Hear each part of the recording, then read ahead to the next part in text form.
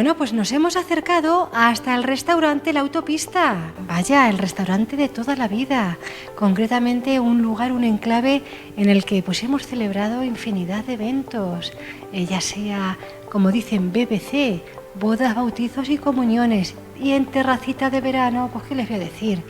Que bueno, que con el fin de darles la enhorabuena a estos dos buenos hombres como son Ramón y José González, no. Nieto. Eso es, Nieto González, que ya por fin se jubilan. ¿Después de cuántos años, Ramón? Pues 49 y ahora en mayo harán los 50. No está mal, ¿eh? No está mal, no.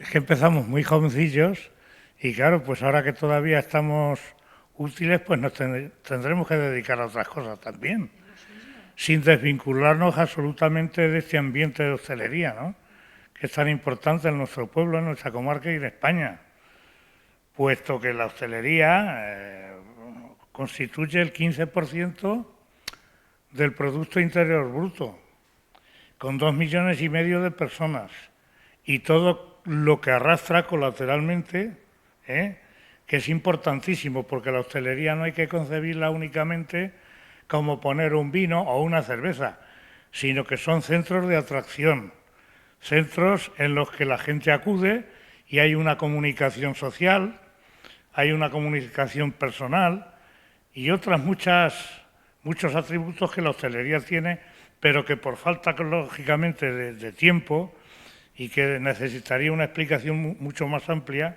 pues habría que comentar.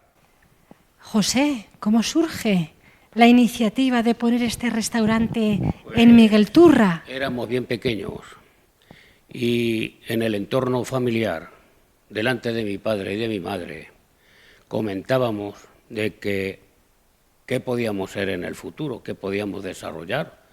Y entonces surgió la idea, creo que partió de mi hermano Ramón, de hacer un bar. Y creo que le fuimos dando forma, haciendo dibujos, comentando, y que estuviera cerca de nuestra casa, porque a nosotros nos tira Miguel Turra. Y para irnos fuera de Miguel Turra, pues la verdad que aquello no tenía sentido para nosotros. Y entonces fue madurando la idea hasta que en el año aproximadamente 68 aproximadamente, yo tenía 18 años y mi hermano tenía, pues eso, 12 años. Y entonces, medio en broma, pero en serio, pues fue madurando la idea y empezamos pues haciendo proyectos por nuestra cuenta. Pero claro, tuvimos que echar mano de los técnicos que son los que tienen que hacer todas estas cosas. Y la verdad es que luego pues se llevó a cabo y tuvo éxito. A lo primero pasamos muchas penalidades, como quien dice, porque como no teníamos dinero, pues resulta de que tuvimos que meternos albañiles, hacer zanjas y levantar el bar prácticamente sin andamios. Como consecuencia tuve un accidente que me pudo dejar paralítico y creo que desde entonces tengo algunas secuelas. Pero en fin, le echamos, como que dicen, un poquillo de valentía al asunto y la verdad que inauguramos el bar sin tener ni idea de camareros. Se llenó el bar y la verdad es que no sé cómo salimos. Pedimos la ayuda de algunos compañeros o incluso familiares que fueron los que nos ayudaron a abrir el bar. Pero nosotros en Navarra desde un principio. José, ¿vuestros padres a qué se dedicaban? Mi padre era funcionario del ayuntamiento y mi madre pues era una mujer de casa, exactamente. O sea, que no había tradición de hostelería, no había tradición de restaurante en la familia. Estábamos a cero de hostelería y de albañilería. Sí que nos gustaba ya desde pequeño pues el estar cacharreando con el cemento y la arena. Y sí que ensayamos haciendo una caseta de un motor que es con el que regábamos durante 6 años alfalfa. Y entonces, pues la verdad, la misma caseta, pues yo no tenía ni idea y mi primo Modesto fue el que me estuvo echando una mano a levantar esa caseta y yo estaba tomando apuntes y aquello ya me picó en el tema de la arena y el cemento. Qué curioso. Ramón, y bueno, ¿cómo se os ocurre? Porque claro, me imagino que exponen la idea, Pero, ¿qué le pareció? ¿Cómo acogió la idea de su hermano José, Ramón? Eso era una aventura en aquel tiempo, en aquellos años. Pues es que la verdad eso constituía entre nosotros un diálogo continuo y en que las ocurrencias pues afloraban automáticamente y entonces pues lógicamente pues cuando mi hermano que era el mayor decía una cosa pues nosotros lo aceptábamos porque teníamos fe, teníamos esperanza en lo que él decía porque nos confiábamos plenamente en que era el hermano mayor, ¿no? Es lógico que en la familia siempre el hermano mayor es el segundo padre. Y entonces, pues claro, lógicamente, pues nosotros teníamos que atender esas directrices como buenos hermanos y buena amistad que había entre nosotros, como es lógico. ¿Y por dónde empezaron? ¿Cómo se pusieron manos a la obra? Pues encargamos un proyecto al arquitecto don Ramón Ruiz Labordet, que es el mismo que hizo el proyecto de la Jani. Y entonces, pues a partir de entonces, nosotros que no teníamos ni idea de albañilería, pero teníamos inquietudes. No nos conformábamos con invalidar el proyecto así porque sí, porque no tuviéramos ni un duro y no tuviéramos ideas, pero poco a poco fuimos consiguiendo las técnicas que posibilitaron el que comenzáramos a construir, pues consultando a oficiales de albañil, a maestros, a otra gente, y entonces así poco a poco fuimos consiguiendo lo que antes parecía un imposible, ¿no? Y así esa fue nuestra génesis, nuestros orígenes en hostelería. Y claro, pues a medida de que el edificio se iba terminando, lógicamente pues íbamos poniéndonos en contacto con los ambientes de hostelería, de bares, de restaurantes, de gente que, claro, era un conocimiento incipiente, pero que nosotros ya teníamos algunos conocimientos porque salíamos, teníamos ojos para ver, teníamos amistades, teníamos un entorno en el que nos facilitaban las cosas poco a poco, ¿no? Pero era muy difícil, ¿eh? Y, en fin, fue un atrevimiento enorme el empezar. Ramón, ¿podría decirnos, sabe la fecha en la que se inauguró el restaurante La Autopista aproximadamente? ¿Fecha, mes? Pues fue en mayo, mi hermano sí lo sabe exactamente. 21 de mayo. ¿De qué año? Del 1976. El año que yo nací. Pues, vaya, pues sí, puede ser eso así, claro. Y entonces, pues, lógicamente había un ambiente... Es que cuando se tiene esa edad tienes una ilusión enorme, ¿no? Yo muchas veces aquí en la terraza, cuando hablo con la gente, cuando están sentados en una mesa y tienen los niños para arriba, para abajo, y hay chicos que... Yo se lo digo a sus padres y a sus abuelos. Fijaros cómo los chicos están ahí orbitando en torno a las bolas, a los polos, y le digo yo a algunos, digo, vaya si nosotros tuviéramos la mitad de la ilusión que tienen estos chicos. Levantábamos el mundo en 4 días, como Napoleón. Es la ilusión para hacer para materializar todos los sueños. José, ¿en aquel momento eran ya novios o simplemente tenían la ayuda de ustedes dos? ¿Cómo empezaron a atender a tantísima gente, como bien nos ha dicho, que ya la inauguración fue todo un éxito? Mira, lo del noviazgo mío empezó en el año 1975 y abrimos en el 1976. Yo acababa de hacerme un novio prácticamente. Mi hermano todavía no se había hecho novio, se hizo después, unos años después. Pero sí fue cuando me junté con mi mujer y ella no tenía ni idea porque estaba sirviendo en Ciudad Real y la verdad es que empezó en la cocina con mi madre y su madre. Es 3 mujeres y mi mujer, que tenía entonces 20 años, yo tenía 26, y empezamos a trabajar, y entonces pues fuimos desarrollando la industria. desde el desconocimiento total, porque lo que teníamos en la carta, pues ciertamente era muy complicado y tuvimos que echar mano de algunos hosteleros de aquí de Miguel Turra para que nos aconsejara en algunas acciones de desarrollo de la industria. Pero lo cierto y verdad es que tuvimos éxito desde el principio.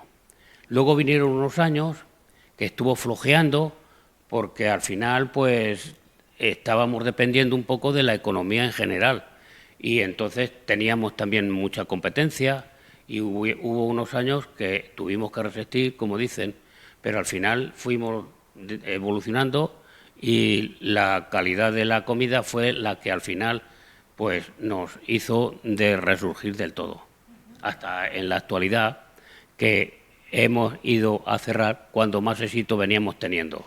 Vaya cosas, ¿eh? Cuando ya hay una aceptación, cuando hay una clientela hecha, porque ¿cuánto trabajo cuesta hacerse con una clientela y con, pues eso, con un renombre? Pues sí, es verdad, sí. Conseguir la clientela es complicado. Lo que pasa es que cuando hay una sintonía buena entre cuando conoces a la gente que te rodea, a la gente de tu pueblo, a la gente de los pueblos de alrededor, que ya han venido en muchas ocasiones, es mucho más sencillo entonar con esa gente que si viene de por ahí, de otro sitio, que no conoce sus costumbres, sus debilidades, sus preferencias. Eso es importantísimo, porque lo mejor que hay cuando tienes un cliente es hablarle de sus cosas, de sus intereses, de lo que le gusta, de lo que le conviene. ¿Cuánta psicología hay que poner sobre la mesa? Pues mucha, la verdad, pero tiene que ser una psicología con sinceridad, porque cuando aquí hay subterfugios, cuando hay una intencionalidad no natural, cuando tú le preguntas a un amigo que se ha roto el brazo o que ha tenido un accidente y tú espontáneamente le preguntas por esa enfermedad o por ese accidente y la gente se da cuenta cuando se lo preguntas con sinceridad o por compromiso. Y aquí los compromisos ya no existen puesto que hemos cerrado.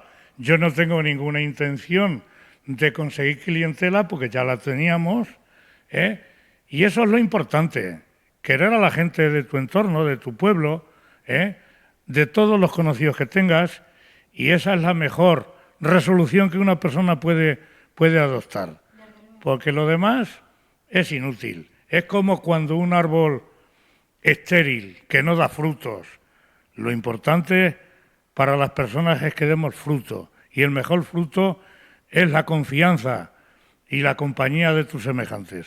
Así es. Ramón, preguntarle de aquellos años, les pregunto a los dos hermanos, en aquellos años tan difíciles que es cuando uno empieza a arrancar, a despegar, ¿quiénes estuvieron al lado? ¿A quiénes les tenían que agradecer en estos momentos? De esas personas que no se olvidan, porque como dicen, es de bien nacido es ser agradecido. Pues ¿para quién irían esos agradecimientos? Pues la verdad es que hubo algunas personas que eran albañiles y nos enseñaban a manejar la paleta para enfoscar las paredes, cómo había que subir las bovedillas hacia el forjado con una cruceta. Son historias que no se pueden resumir así a la ligera, porque hay muchos matices que nos los podemos dejar en el camino, ¿no? Y, por ejemplo, camareros que nos enseñaban a poder utilizar y maximizar ese manejo para ser más rápidos, para atender mejor. Por ejemplo, aquí había un que es familiar de mi hermano, que es Chaparro, José Luis Chaparro, que de jovencillo estuvo en el Bar Zacarías. Dice, mira Ramón, dice, la mejor manera de coger los vasos con rapidez y retirar de la barra todas las cosas es así, pin. Y entonces, pues, fue de gran ayuda. Otros camareros que trabajaban y que habían estado ya un tiempo, nos decían, esto se hace así, esto se hace así, que si el cóctel de mariscos, que si un combinado, que en fin, todo eso venía dado por aquellas amistades que teníamos y que ellos se prestaban voluntariamente pues para ayudarnos poco a poco. Y en eso es en lo que tenemos que estar agradecidos también. En el caso de José, ¿a quién pondría de relieve, a quién nombraría? Pues ha dicho mi hermano que una persona nos estuvo echando una mano en el tema de la albañilería. Y tengo que mencionar a Felipe el Torero.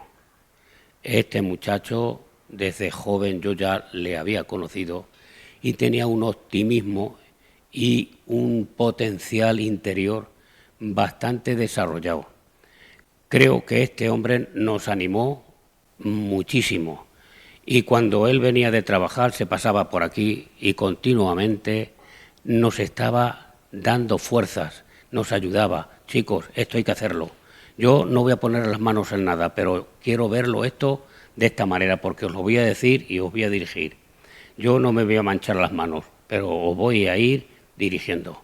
Y la verdad, desde un momento que empezamos, pues nos estuvo prácticamente haciendo una ayuda de tipo moral, como ayudándonos, como de que aquello había que solucionarlo y aquí había que tirar para adelante, como dicen.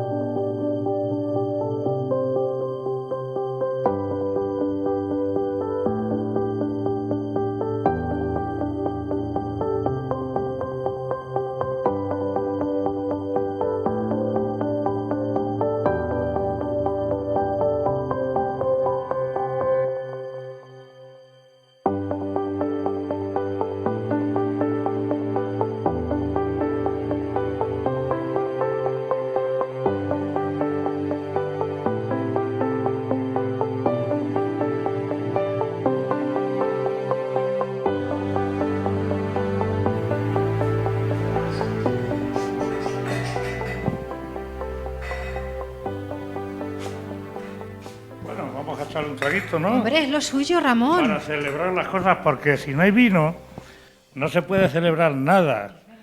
¿Eh? El vino que, admitiéndolo como una parte de la gastronomía, importantísima, porque es lo que hace de vincular los alimentos a la bebida. ¿Eh? Y entonces, pues le da carácter a las cosas, anima la estancia.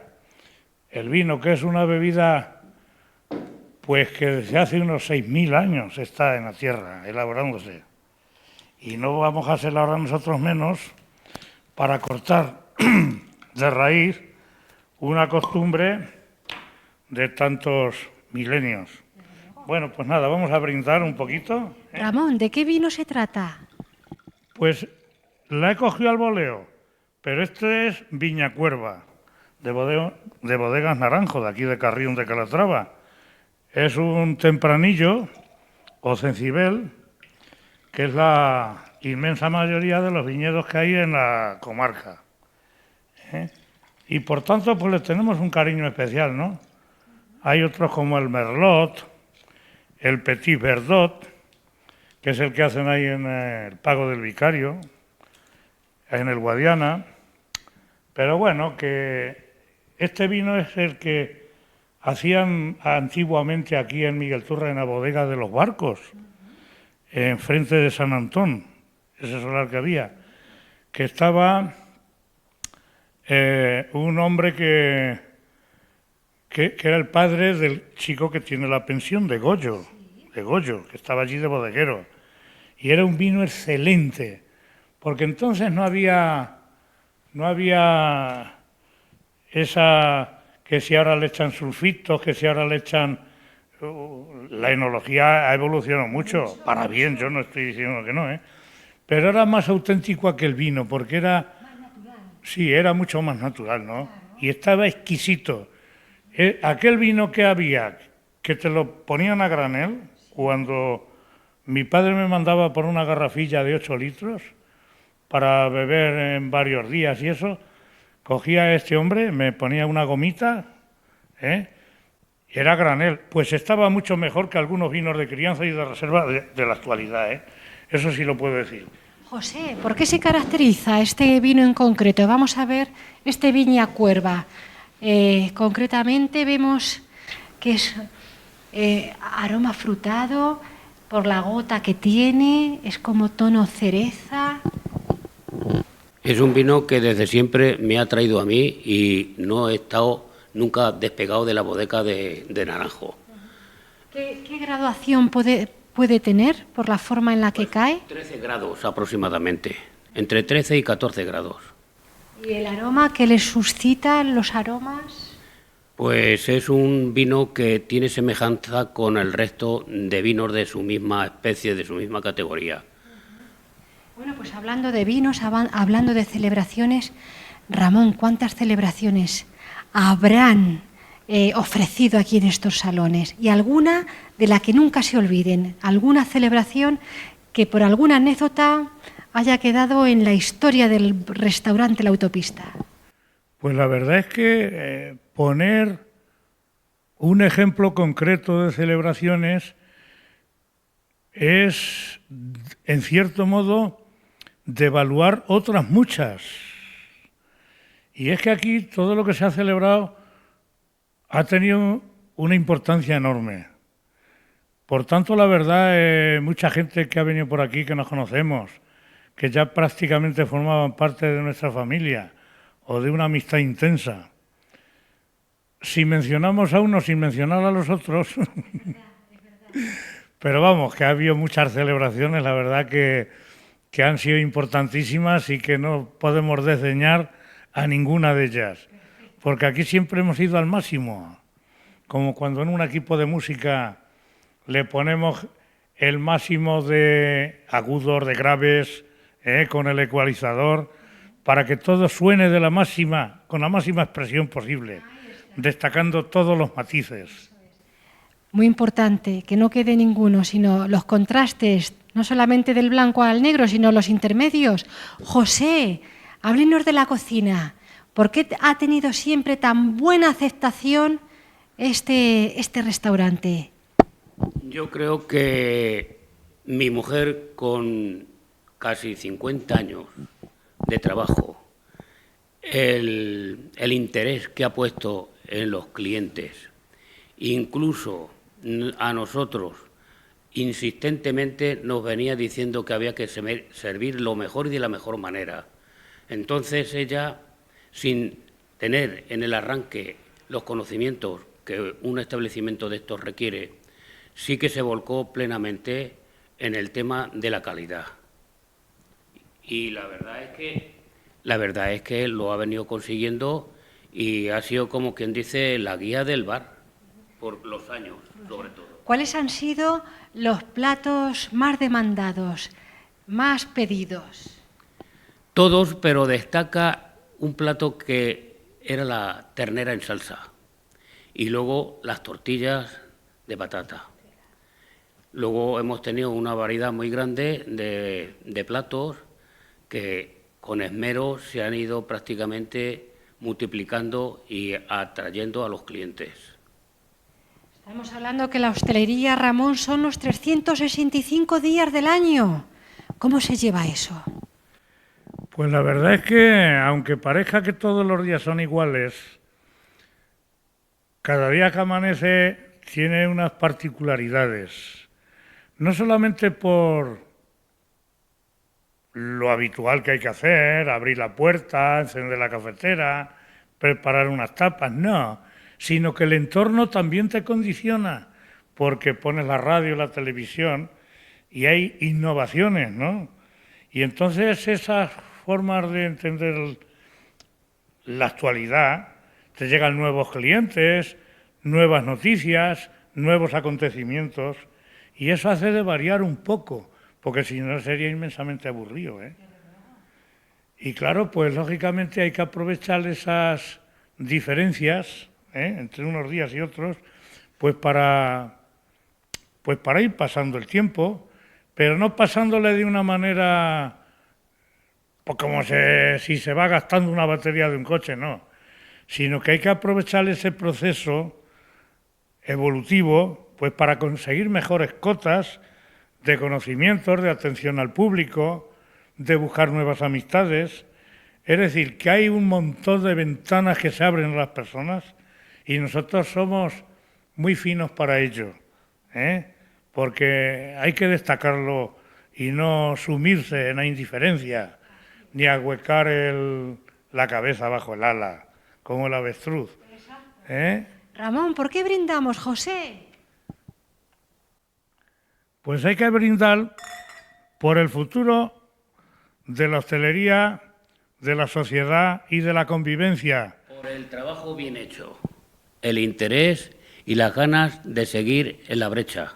Vamos a ver cómo está este tempranillo. Bueno, vamos a ver, Adina, a ver un poquito de... Bueno. Y por todos ustedes que nos están viendo y compartiendo este momento. Bueno. Exquisito.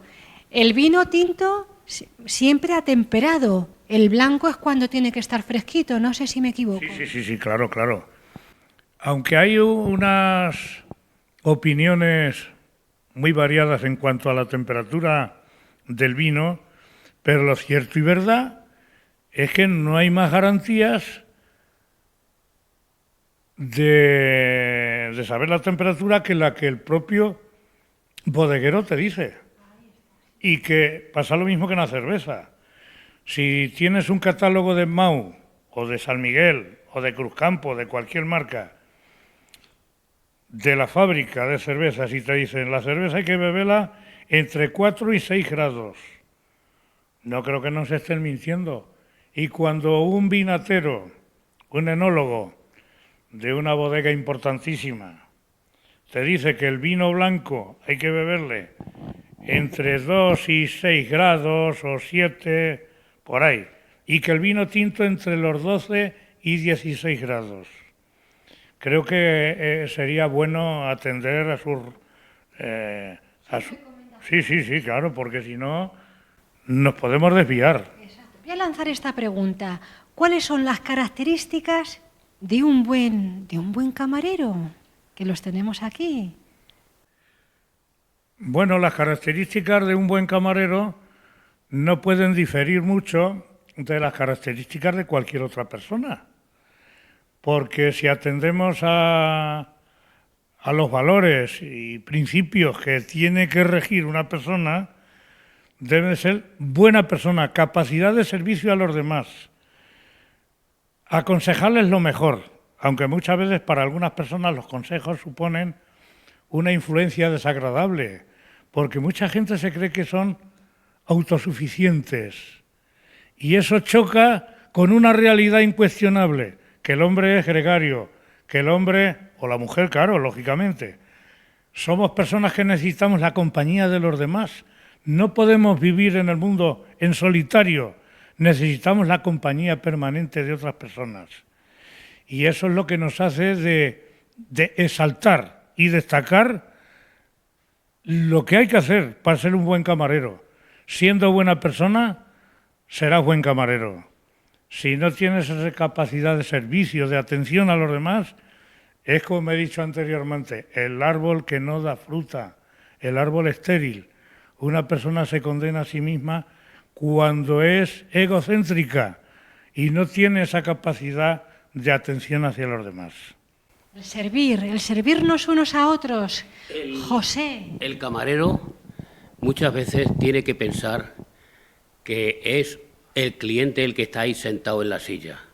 Si te sientas en la silla, estás esperando el servicio que te va a dar el camarero y tienes que volverte tu cliente y tienes que estar pensando de que vas a recibir a una buena persona para que te sirva, porque si no, entonces no terminas de compaginar con ese cliente. Tienes que, incluso cuando va llegando el cliente a tu establecimiento, tienes que adelantarte a quién puede ser, quién es, y en definitiva ser un poquillo psicólogo, ser una persona que la tienes que servir lo mejor posible, porque si no, entonces estás degradando un poquillo la misión del hostelero. Pues vamos a brindar por el buen camarero, aquí representado en Ramón y José. Y va por ustedes. Vamos con este tempranillo. Que está exquisito.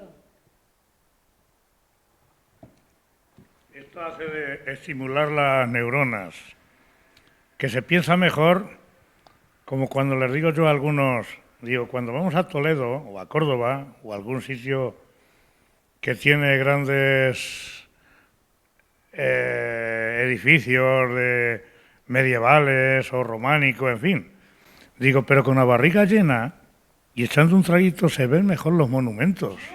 Con buen vino y buen queso se anda mejor el camino. Claro. Tiene que ser. Y bueno, ¿qué podemos decir de la barra? De la barra de un bar, de aquellos clientes que son fijos mañana tras mañana, que su fidelidad es, bueno, la constante.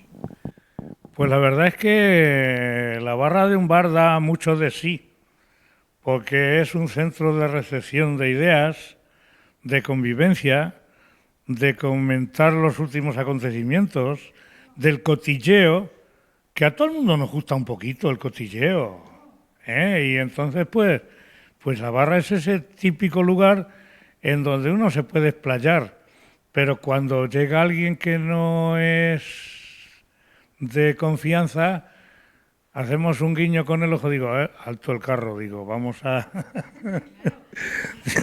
Y aquí en el restaurante, la autopista, ¿de qué han sido más? ¿De tardes de toros o de domingos de fútbol? De fútbol normalmente, porque hubo una época que cuando terminaban las comidas estaban los clientes esperando que barriéramos el bar para poner la televisión y ver el fútbol o el partido de turno. Y la verdad es que se llenaba de la comida y después se llenaba de gente que eran futboleros. Y aquello pues traía un ambiente bastante interesante. Y luego después, en pleno verano, pues venían a ver los partidos, sobre todo si eran competiciones europeas o los mundiales. Estábamos con la televisión, con los preparativos para que desde las ventanas, que poníamos la televisión algunas veces, pues pudieran los clientes ir siguiendo los acontecimientos de fútbol. Qué raticos más buenos, esas Eurocopas, esas Olimpiadas, esos mundiales. Desde el año 76 hasta hace nada. ¿Alguna anécdota digna de mencionar? Pues en una ocasión estábamos hablando, porque a mí me gusta mucho y somos de asociaciones de defensa de la naturaleza, en fin. Y en una ocasión estábamos un amiguete y yo hablando de temas de medio ambiente, de bosques, de contaminación, en fin, de las cosas que nos gustan. Y había un partido de fútbol muy famoso, muy interesante, porque era una final. Y estaba el bar lleno de gente, pero yo mientras tenía 2 minutos para hablar con el amiguete, digo que dónde podíamos ir el fin de semana para, en fin, a ver cómo va el río. Para desconectar un poquito del trabajo. Y en ese momento llega uno, como estamos imbuidos en la conversación, llega un hombre que era muy aficionado al fútbol. Bueno, este daba su vida por ver un partido. Y dice, oye Ramón, ¿cómo va el partido? Digo, pues ¿quién juega? Eso fue algo inaudito. Diría, pero este se está cachondeando de mí. ¿Cómo va a decir que...?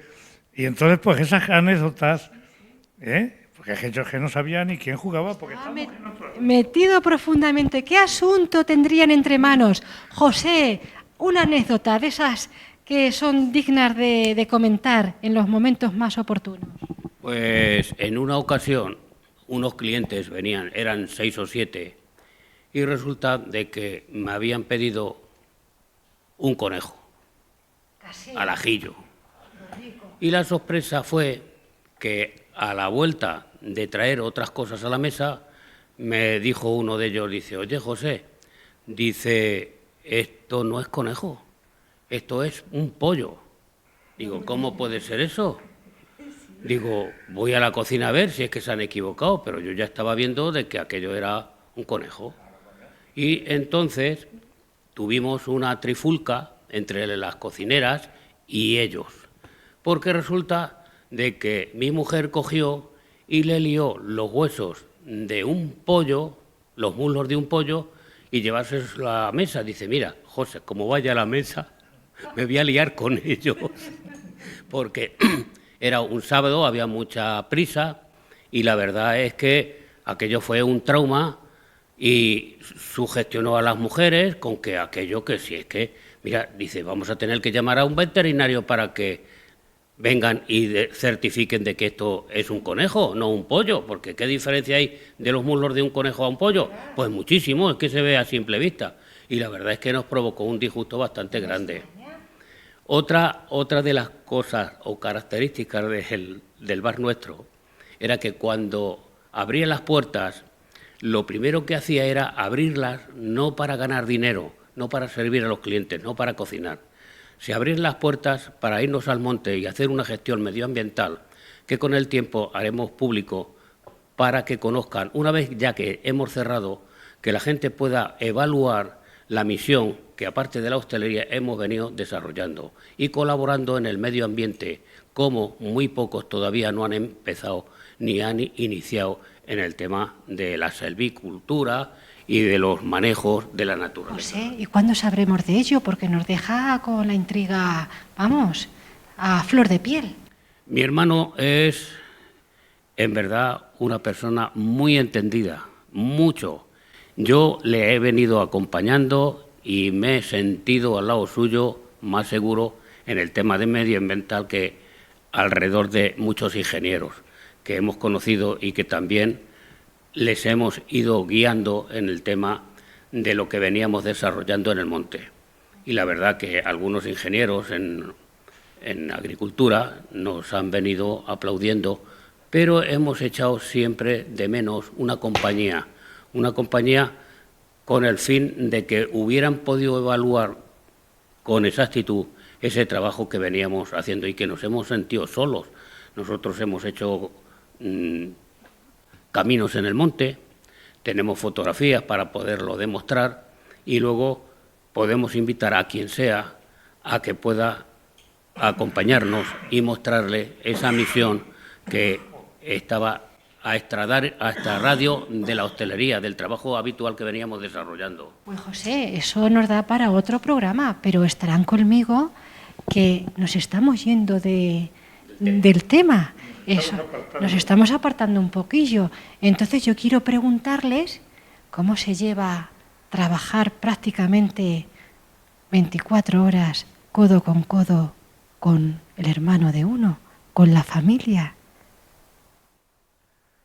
Bueno, la verdad es que... Ha habido discusiones, como es lógico, la convivencia trae de todo.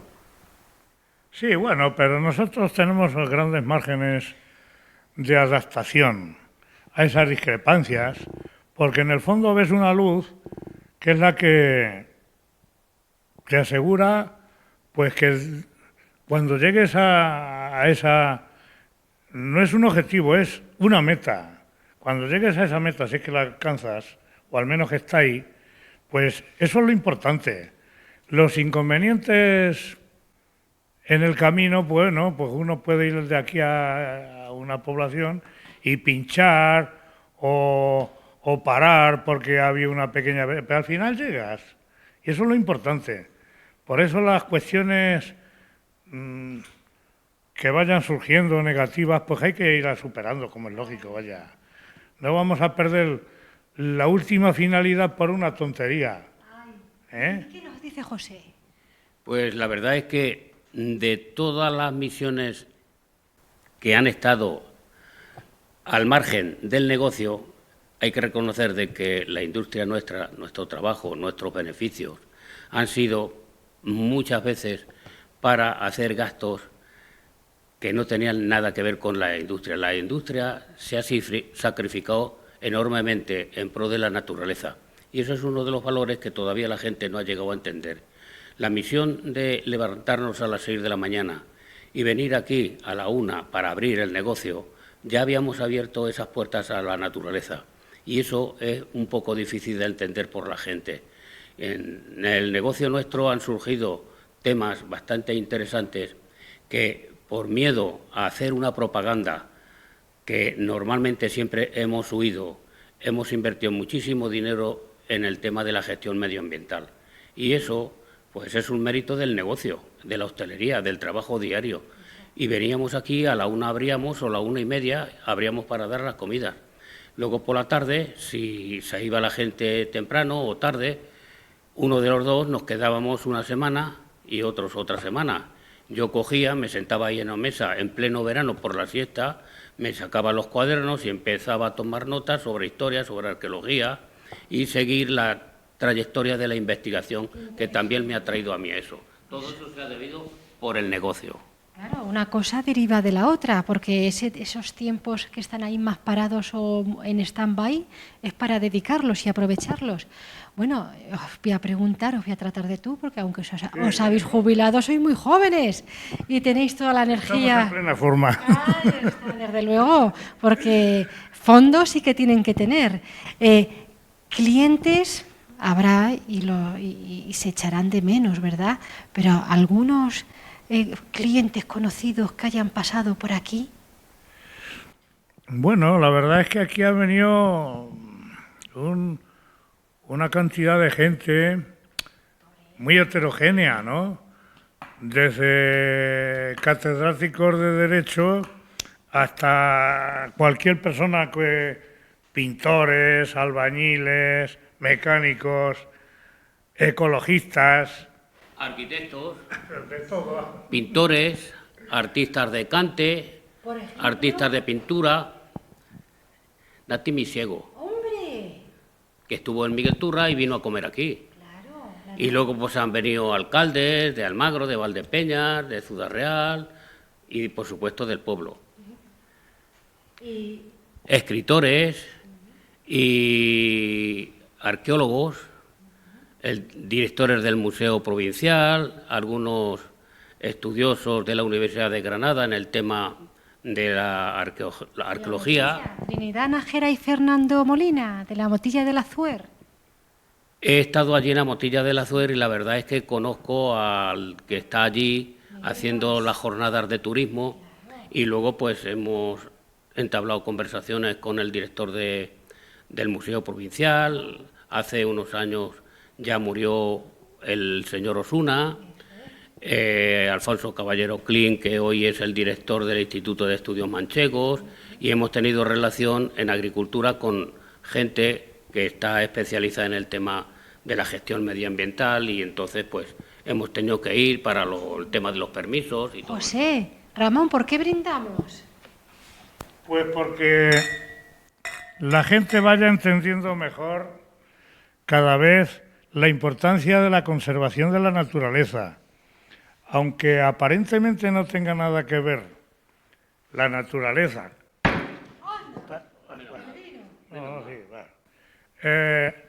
Aunque aparentemente no tenga nada que ver la hostelería con la naturaleza, estamos muy equivocados. Pues por una razón muy sencilla, ¿no? Cuando aquí han venido turistas franceses o ingleses, alemanes, que chapurreaban un poco el español, siempre esa gente cuando quiere ver un paraje natural pregunta allí donde para, en un restaurante, en un bar, en una hospedería, en fin. Y los camareros tenemos la obligación, al menos moral, de aconsejarles lo mejor para ellos.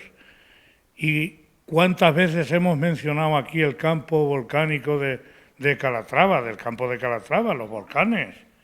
El volcán Columba, que está en Granátula, la laguna de la Posadilla, en fin, bueno, 40.000. O cómo puede ver monumentos, se les ha indicado Almagro, Villanueva de los Infantes, la plaza de San Carlos del Valle.